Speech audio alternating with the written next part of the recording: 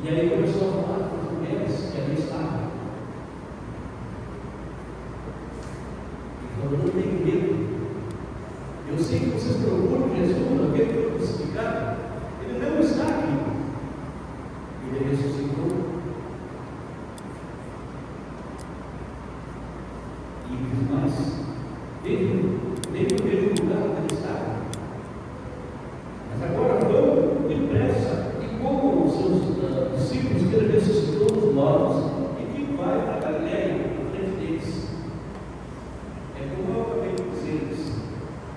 E elas saíram apressadamente e foram também contar a Jesus. Você sabe? Elas lá adoraram, abraçaram seus pés, porque agora tinha um corpo glorificado, era diferente. Abraçaram seus pés e o adoraram. E ele falou de novo: não tem medo. Vamos vir com os meus irmãos. A outra versão fala: meus amigos, que se dirigem a Galileia e lá verão.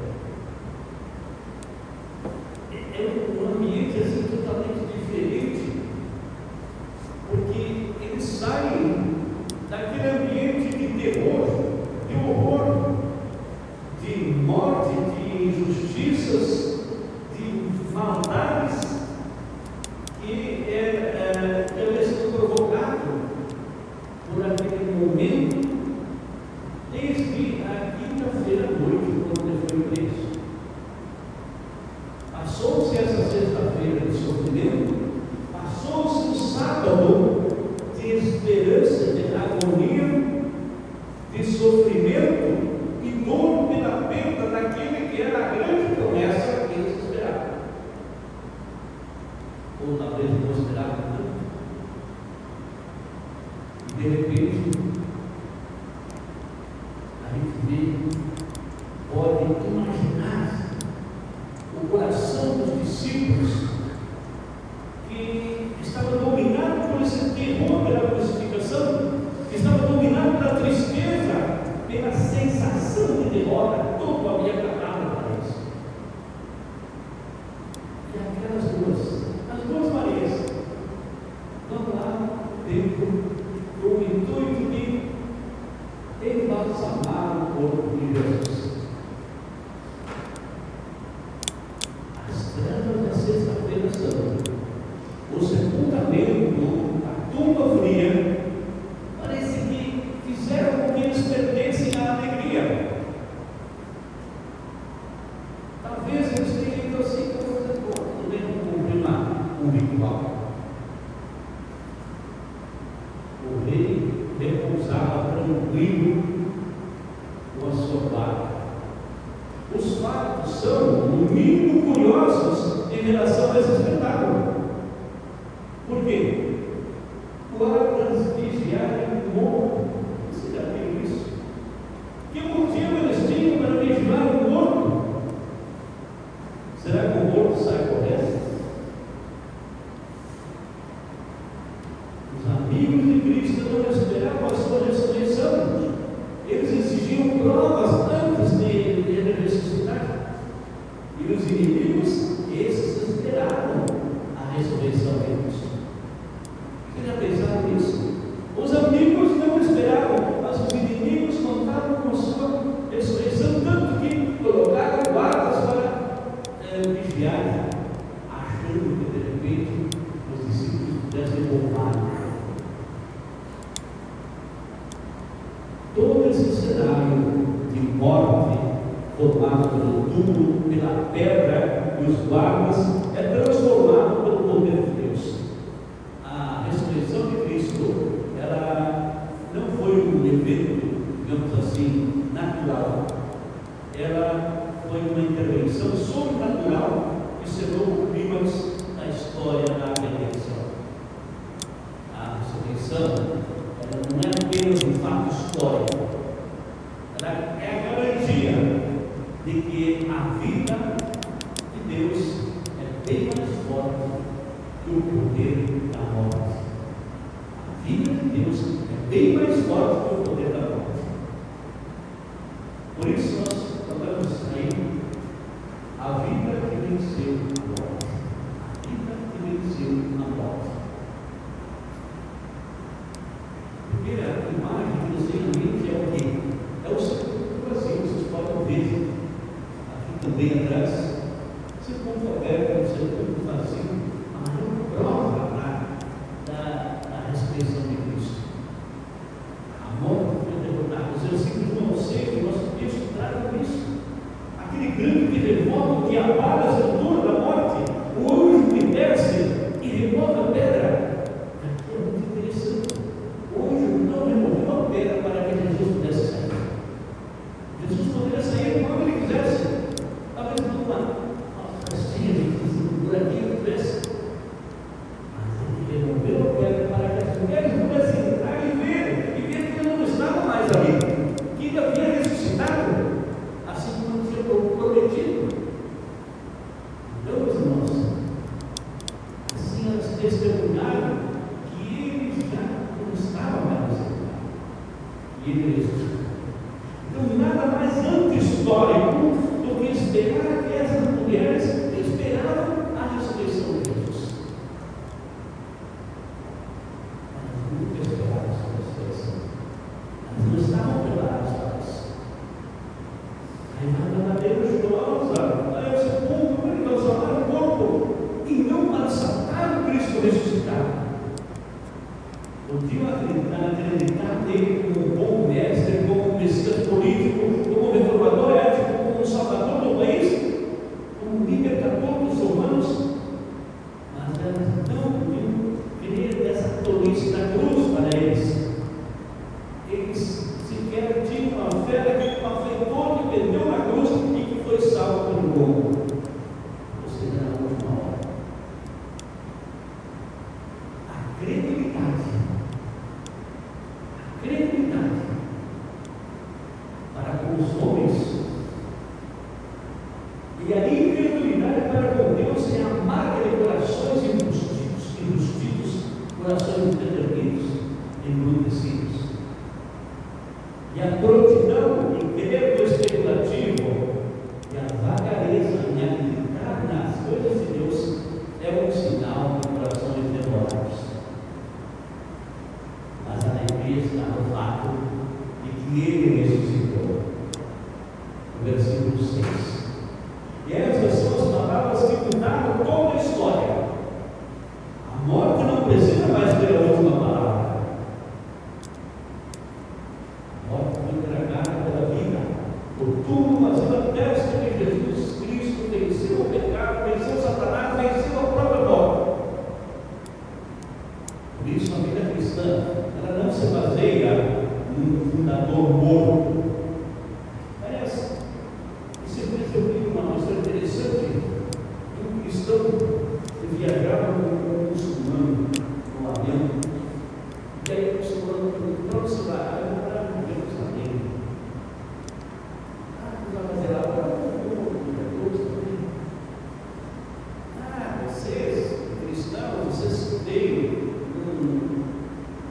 num Jesus morto. Ao contrário, vocês creem num profeta morto que tem o poder lá e supostamente está o corpo dele lá. O nosso ressuscitou. Por isso não nos nada. Por isso o mundo é vazio. Como que Cristo estaria na última prova da ressurreição e ele, o fundador do cristianismo, não está morto? A gente pode dizer que a vida cristã se fundamenta num Salvador vivo. A morte não é o fim para quem pertence a Deus, é um passo para a eternidade. Mas aí, meus irmãos, é importante a gente olhar o nosso texto de novo, os versículos 7 e 9, onde o medo foi substituído, porque houve um encontro com Cristo vivo. Houve um encontro com Cristo vivo. Os guardas que estiveram postos na tumba foram testemunhas da ressurreição. Parece cômico isso, parece trágico e cômico ao mesmo tempo. Os guardas que estavam ali foram os testemunhas da ressurreição. E aí, o que eles fizeram? Foram logo avisar avisaram os sacerdotes o que havia acontecido. E estes rapidamente reuniram o sinédrio com um propósito. Qual era? Subornar os guardas. Eles tinham que ter esse negócio, não é coisa de hoje. Subornar os guardas para quê? Para que eles dissessem que os discípulos foram de noite e roubaram o corpo de Jesus.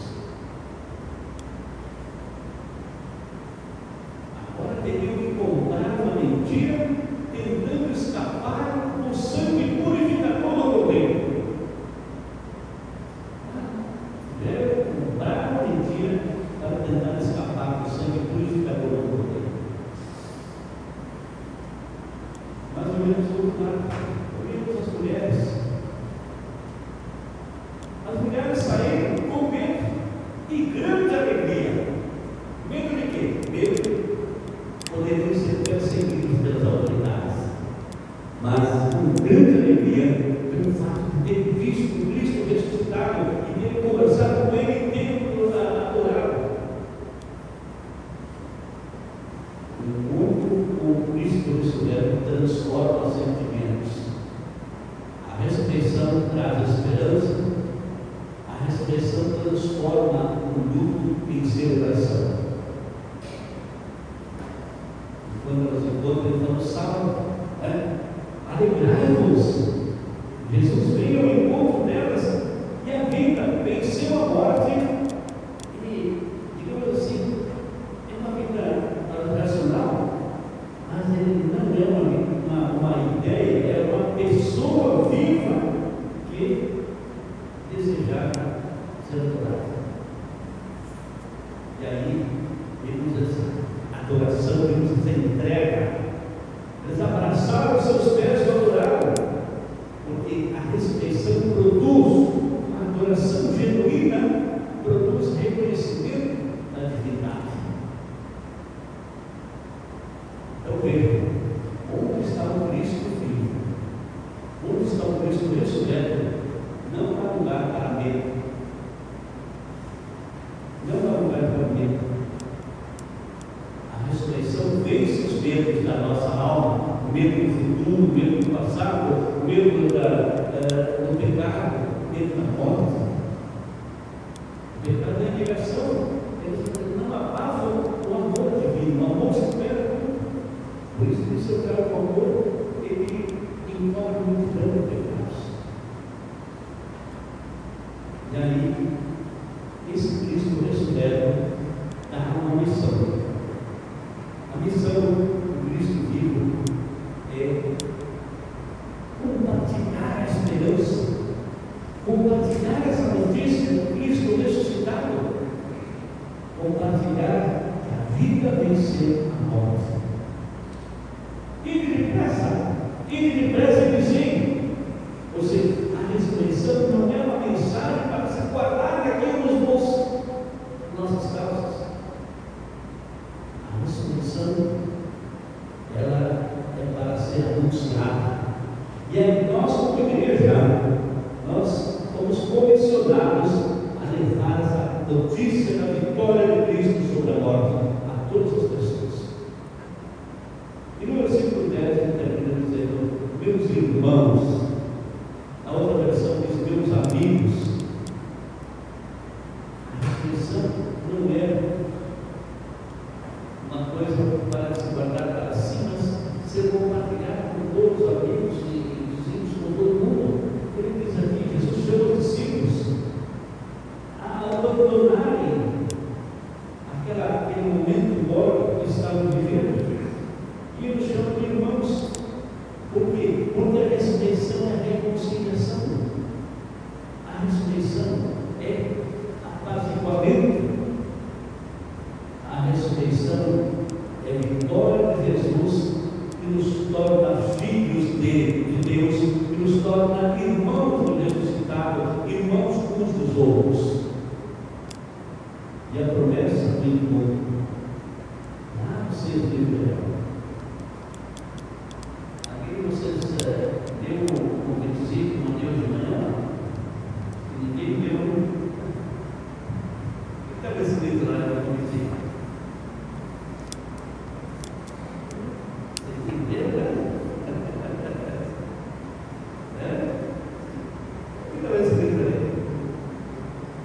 depoizinho, de olho, e escrevi assim: Jesus, Ele nos convida para essa alegria da sua ressurreição. Tá? Vocês beberão, vão para a igreja, vocês beberão. Eles vão à igreja, vocês beberão. Onde é que nós vamos beber hoje? Será que está aqui mesmo? Não é aquela história que o amigo sempre me conta aí, o galinheiro que trouxe cuidado, falando, Jesus cuida, foi para a igreja, Deus estava aqui, e voltou para casa, tinha que cuidar do galinheiro. Não é isso aí não. Lá vocês viverão onde? Na Santa Ceia, na palavra, também no perdão dos pecados. Ele está presente aqui, nessa reunião. Eu acho que hoje de manhã vocês tomam café juntos, coisa mais bonita aqui lá, de alegria, de compartilhar as coisas. Que fenômeno maravilhoso, demonstração da presença do Cristo ressuscitado nas nossas vidas. Não beberão, eu não tenho que vir na igreja, não, se for encontrar Jesus. Por isso o apóstolo Paulo fala assim: a ressurreição é o fundamento da fé cristã. Se Cristo não ressuscitou, pela nossa fé não vale nada. A nossa fé é em vão. Mas Ele ressuscitou. A morte foi engolida. A vida de Deus triunfou. Então, meus irmãos, eu quero agora nesse momento esse pedido. Permitam que a ressurreição mude a vida de vocês a partir de hoje. Saiam do medo. Saiam do medo e entrem para a alegria. Saiam da tristeza e entrem para a missão.